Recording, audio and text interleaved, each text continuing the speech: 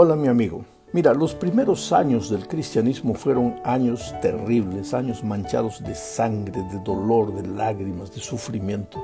El pueblo de Dios era perseguido con crueldad. Miles y miles de cristianos fueron despedazados por fieras en los circos romanos, fueron quemados vivos en plaza pública, en fin.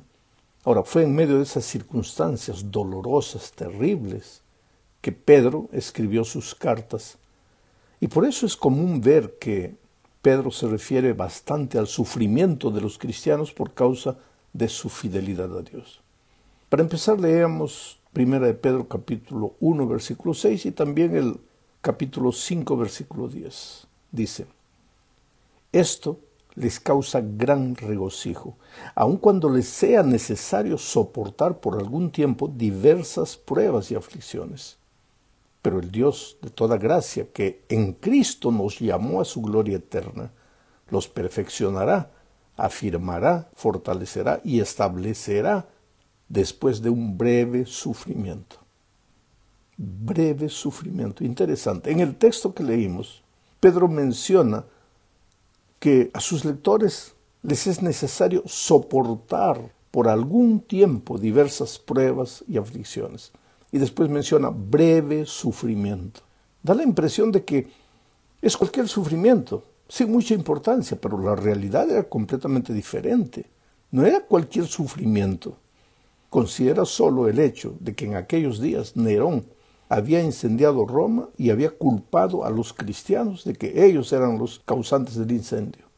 Miles de cristianos fueron muertos en las calles, otros eran cocidos en costales, luego embadurnados con brea y quemados vivos en los banquetes nocturnos que el propio Nerón realizaba en sus jardines. Y Pedro, delante de todo esto, habla de un breve sufrimiento. ¿Por qué? Por la misma razón por la que en la parábola de Jesús, el que encuentra un tesoro en el campo va y vende todo lo que tiene para comprar aquel campo. Quiere decir, comprar aquel campo. Y aquí en aquel campo estaba enterrado el tesoro de la salvación, vale cualquier cosa. No quiere decir que tu sufrimiento paga tu salvación, no, la salvación es por gracia. Quiere decir, ¿cuánto vale para ti la salvación? ¿Cuánto significa para ti la salvación?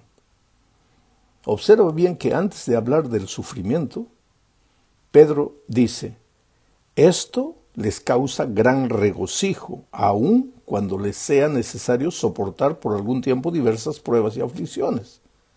Esto les causa gran regocijo. ¿Qué es lo que les causaba regocijo a pesar de las probaciones? La alegría de la salvación. El hecho de saber que el Dios de toda gracia, dice Pedro, en Cristo nos llamó a su gloria eterna y nos perfeccionará, nos afirmará, nos fortalecerá y nos establecerá. Mi amado, es verdad que en este mundo vamos a encontrar muchas veces momentos de dolor y de sufrimiento. Tal vez hoy mismo, en este momento, tal vez tú no estás siendo perseguido por las autoridades romanas como los cristianos del primer siglo, pero ¿no encuentras dificultades en el empleo, en la familia, con los que pensaban que eran tus mejores amigos? En fin, ¿no estás pasando aflicciones por causa de la fe que tienes? ¿No te estás sintiendo incomprendido, atacado, agredido? Pues Pedro escribió para los cristianos que estaban siendo quemados vivos allá en Roma. Pero el consejo de Pedro sirve para ti también hoy, delante de los sufrimientos y las aflicciones que enfrentas cada día. Pero ¿qué significa todo eso? Todo el dolor, el sufrimiento. ¿Qué significa todo eso delante del gozo y de la alegría de la salvación? Y cuando digo salvación, no me refiero solo al perdón, sino al hecho de que el Dios de toda gracia, dice Pedro, en Cristo te llamó a su gloria eterna y te perfeccionará, te afirmará, te fortalecerá y te establecerá. Quiere decir, Jesucristo no te dio solamente el perdón por gracia, sino que te da la garantía de que te mantendrá Él en su amor, te mantendrá firme hasta el día de la venida de Cristo. Pero infelizmente vives en un mundo de dolor. Y en este mundo de dolor, el sufrimiento va a tocar tu vida. Y ese sufrimiento muchas veces va a ser provocado por causa de tu fidelidad a Dios. En la segunda parte de este estudio veremos que existe sufrimiento como resultado de hacer el mal. Y eso es natural porque la paga del pecado es la muerte, pues la consecuencia de portarte mal, de hacer cosas malas, es que vas a sufrir, eso es inevitable. Pero existe también sufrimiento por hacer el bien. Y este sufrimiento es incomprensible desde el punto de vista humano. Yo diría, existe sufrimiento justamente por hacer el bien, por la simple razón de que vivimos en una cultura del mal. Defender virtudes hoy es ser políticamente incorrecto. Lo correcto, entre comillas, para el hombre moderno es dejar que cada uno viva como quiera, sin importarse con lo que Dios desea para sus hijos. Delante de este tipo de sufrimiento, Pedro reflexiona así: ¿quién podrá hacerles daño si ustedes siguen el bien? Dichosos ustedes si sufren por causa de la justicia. Ahora, es interesante, yo voy a dejar el texto un momento aquí, pero es interesante el raciocinio de Pedro. Dice, ¿quién podrá hacerles daño si ustedes siguen el bien? ¿Cómo quién podrá? ¿No está sufriendo? Ahí el pueblo cristiano de sus días no estaba sufriendo por hacer el bien, por seguir a Jesucristo.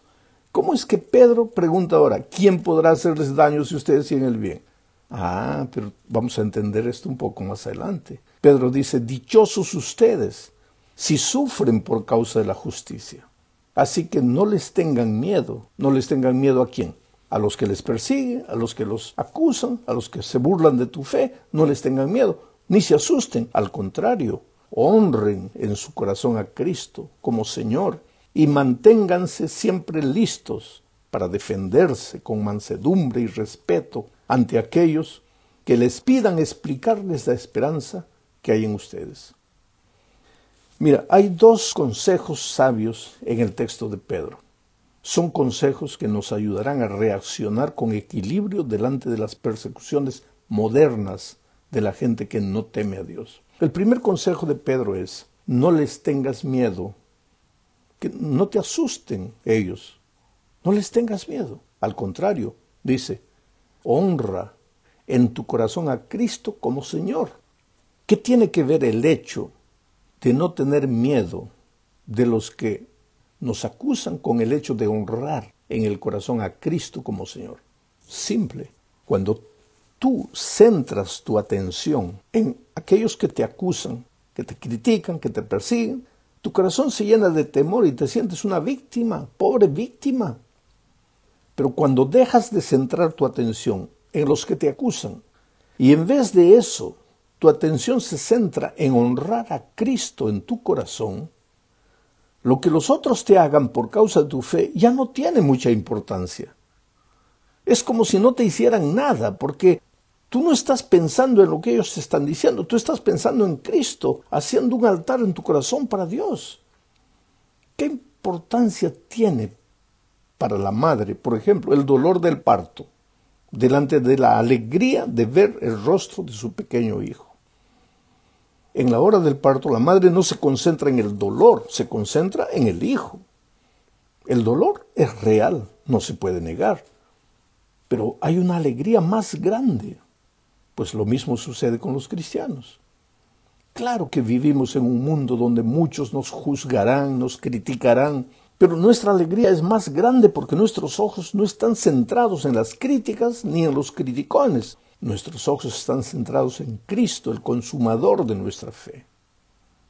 El otro consejo de Pedro en este texto es sobre la respuesta que debemos dar cuando alguien demanda razón de nuestra fe.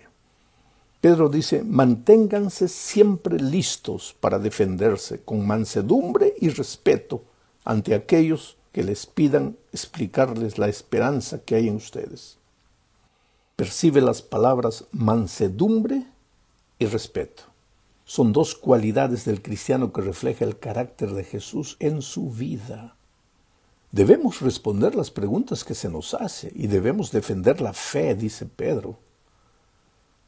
No te quedes callado cuando alguien está ridicularizando tu fe. Tú puedes presentar tus convicciones, dice Pedro, pero con mansedumbre y respeto.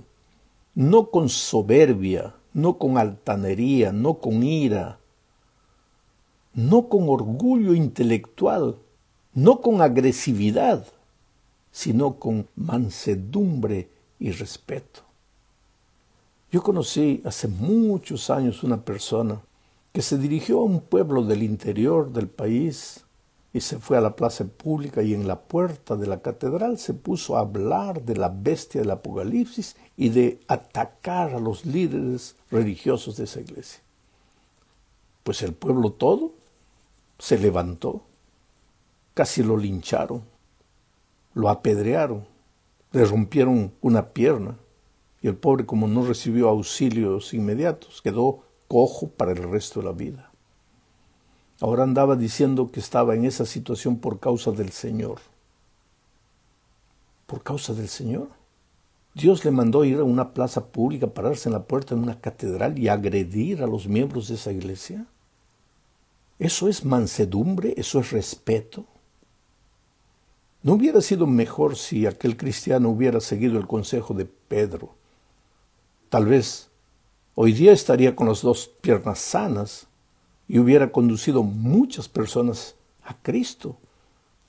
Porque nadie quiere ser agredido, pero todos quieren ser tratados con mansedumbre y respeto. Y este es el consejo de Pedro. Entonces, antes de usar la verdad como una espada para atacar a las personas, piensa bien en el consejo que Pedro te está dando en este momento. Vamos a la tercera parte de este estudio. Leamos primera de Pedro capítulo 4 versículos 12 al 14. Amados hermanos, no se sorprendan de la prueba de fuego a que se ven sometidos, como si les estuviera sucediendo algo extraño. Al contrario, alégrense de ser partícipes de los sufrimientos de Cristo, para que también se alegren grandemente cuando la gloria de Cristo se revele. Bienaventurados ustedes cuando sean insultados por causa del nombre de Cristo. Sobre ustedes reposa el glorioso Espíritu de Dios. Sabes, mi amigo querido, no existe cristianismo sin sufrimiento, porque el camino de nuestra salvación le costó dolor y sufrimiento al Hijo de Dios. Se equivoca el que cree que la vida cristiana es un remanso de aguas mansas.